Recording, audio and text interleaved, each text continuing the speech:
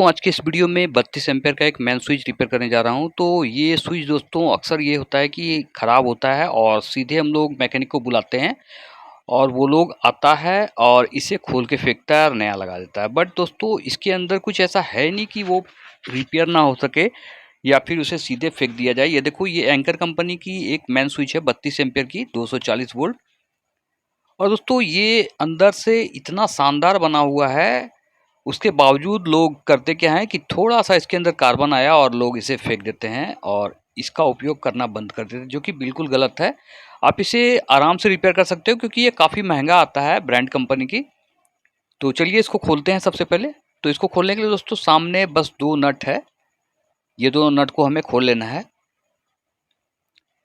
इस तरह से हमें खोलना है। दोस्तों वीडियो बिना कट का बनाया है इसलिए बहुत ज़्यादा एंटरटेनिंग तो होगा नहीं, बट आपको जानकारी ज़रूर देके जाएगा। तो अंदर बहुत गंदा है, तो सबसे पहले इसे हम ब्रश से इस तरह से साफ कर देते हैं। हमने एक 1.5 इंच का ब्रश रखा है, पेंटिंग ब्रश, ताकि इससे हम अच्छे से क्लीन कर सकें।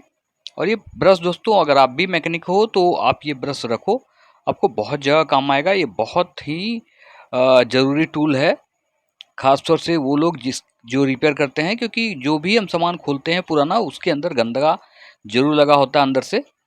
और ये देखो, ये स्विच बिल्कुल फ्री है, ऐसा नहीं कि ये कोई प्रॉब्लम है, ना ही कोई टूटा हुआ कुछ भी नहीं है, इसमें प्रॉब्लम कुछ भी दिख नहीं रहा है। बट इसकी सबसे बड़ी एक ही प्रॉब्लम है कि ये वर्क नहीं कर रहा है। तो चलिए देखते हैं इसका कंटिन्यूटी टेस्ट करके। तो इसके लिए हमने मल्टीमीटर लिया है और मल्टीमीटर को एक कॉमन और एक 110 के में लगाया है। और ये देखो, ये मैं जब राइट साइड वाला जिसमें पॉजिटिव जाएगा ये हम चेक कर रहे हैं। जैसे कि आप देख रहे हो यहाँ पे जब मैं सटा रहा हूँ तो इस साइड वाला में लेफ्ट साइड वाला यानी निगेटिव पोल से हमारा कंटिन्यूटी दे रहा है और राइट पोल से नहीं दे रहा है, पॉजिटिव वाले से नहीं दे रहा है। मैं राइट और लेफ्ट निगेटिव पॉजिटिव इसलिए बोल रहा हूँ दोस्तों क्योंकि राइट साइड वाला में हमेशा आपको पॉजिटिव डालना है और लेफ्ट साइड वाला में निगेटिव डालना है। अगर आप उल्टा पुल्टा डालोगे तो फिर सबसे बड़ी प्रॉब्लम ये होगी, स्विच ऑफ करने के बाद उसमें अर्थिंग ऑफ होगा और पॉजिटिव दौड़ता रहेगा। वैसी स्थिति में दुर्घटना होने की आशंका बनी रहती है। इसलिए दोस्तों जब भी स्विचिंग करो और स्विच में पॉजिटिव ही स्विचिंग करो, यानी पॉजिटिव ही कट होना चाहिए। अब इसमें 2 नट लगा हुआ है, एक इस तरह का लोहे का प्लेट के ऊपर, और ये नट काफ़ी जाम है तो इसको भी खोल लेते हैं।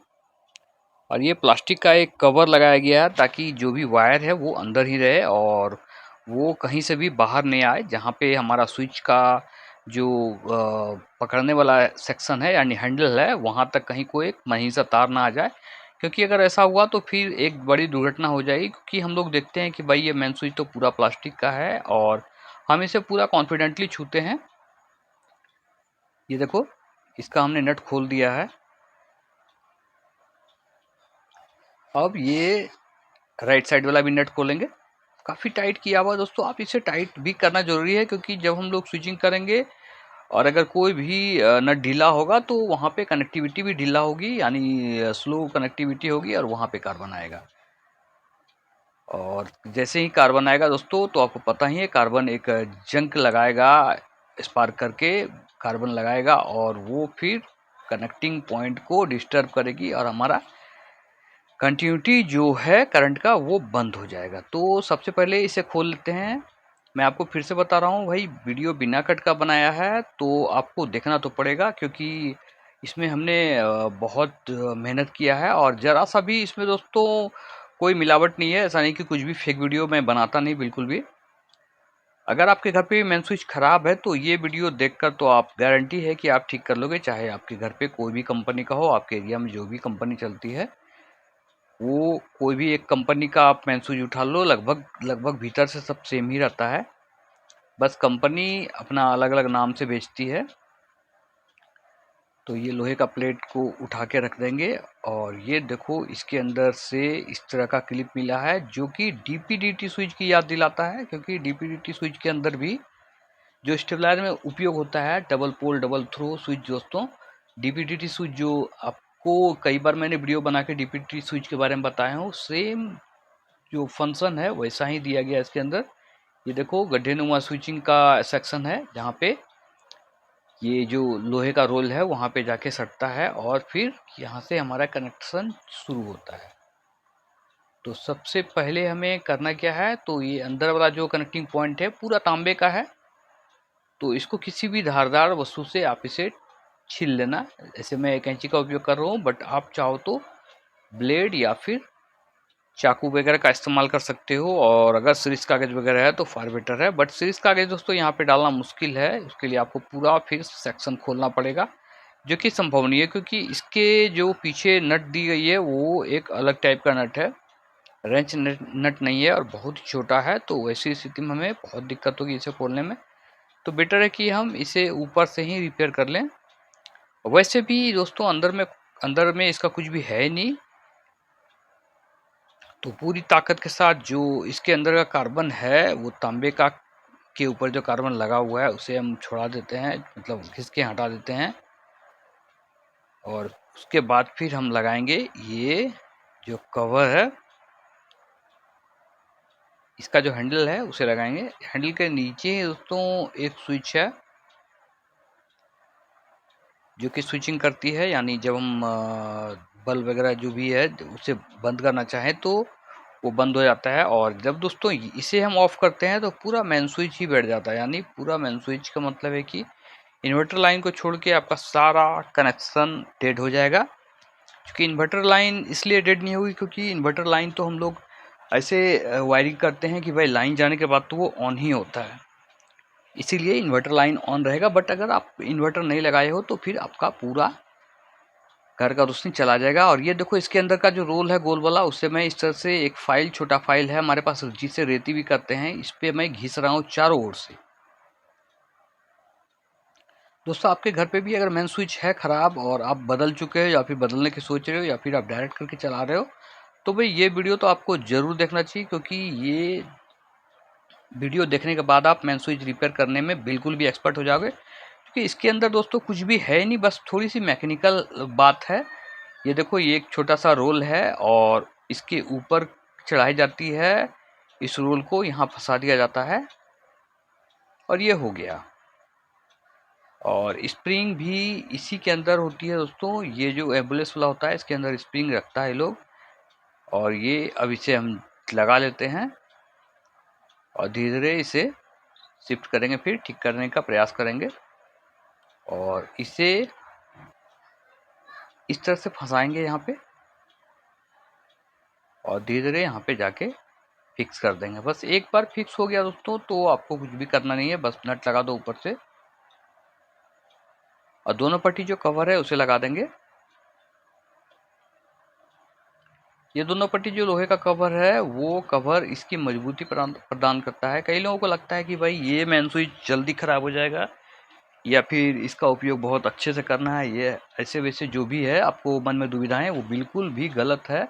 आप इंदा जान लो, ये जो मेन स्विच है 32 एम्पियर की मेन स्विच जो है इतनी मजबूत है कि आप कुछ भी कर लो ये खराब होने वाला नहीं, क्योंकि इसके अंदर खराब होने के लिए कोई सर्किट वगैरह है ही नहीं। तो भाई इसमें खराब होने को है क्या जो खराब होगा। और ये देखो ये जब मैंने कसना शुरू किया तो ये अच्छे से सेट नहीं हुआ, तो मैं इसे फिर से खोल लेता हूँ और ये देखो इसका स्प्रिंग टेढ़ा हो गया था, थोड़ा खींच के हम इसको सीधा कर दिए और ये फिर से हम सेट करेंगे एक करके।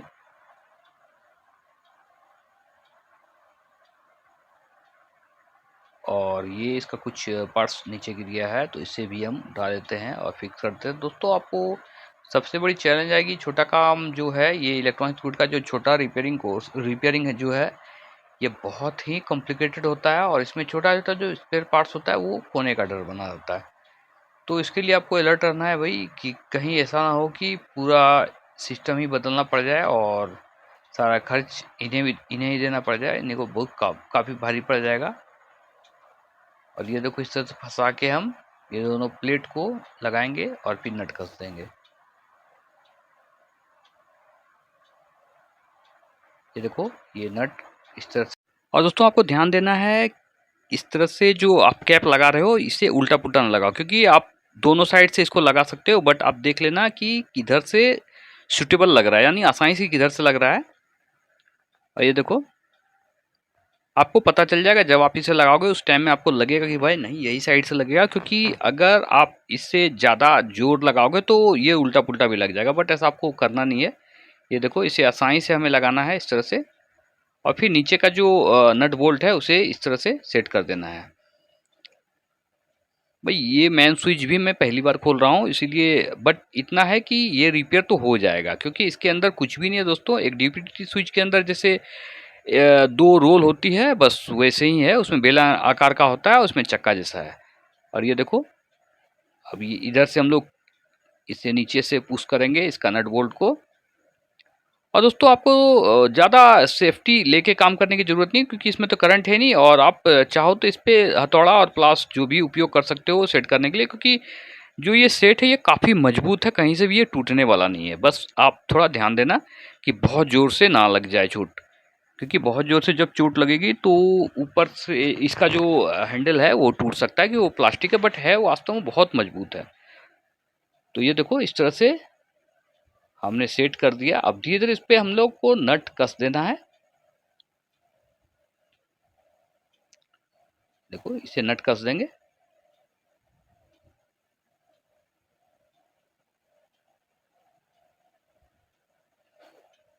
ये हो गया, और प्लास से भी कस देंगे।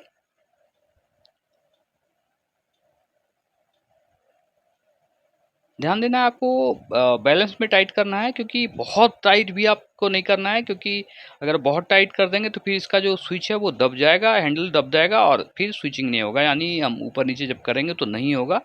बट आपको एक बैलेंस मोड में कसना है इसको। और ये देखो, कनेक्टिविटी हम चेक कर लेते हैं एक बार। ये ऑफ कंडीशन में मीटर नहीं उठ रहा है, और ये ऑन कंडीशन में ये देखो इधर से भी उठ रहा है और इधर से भी उठ रहा है। दोस्तों इसके अंदर कुछ तो है ही नहीं, जो यहाँ पे कुछ मिरेकल होना नहीं है। बस हमने इसकी जो अंदर की रोल है, वो जो तांबे का एक गोल सा चक्का था, उसे हमने साफ कर दिया, बस हो गया। ठीक है दोस्तों, मिलते हैं अगले वीडियो में, तब तक के लिए जय हिंद, वंदे मातरम।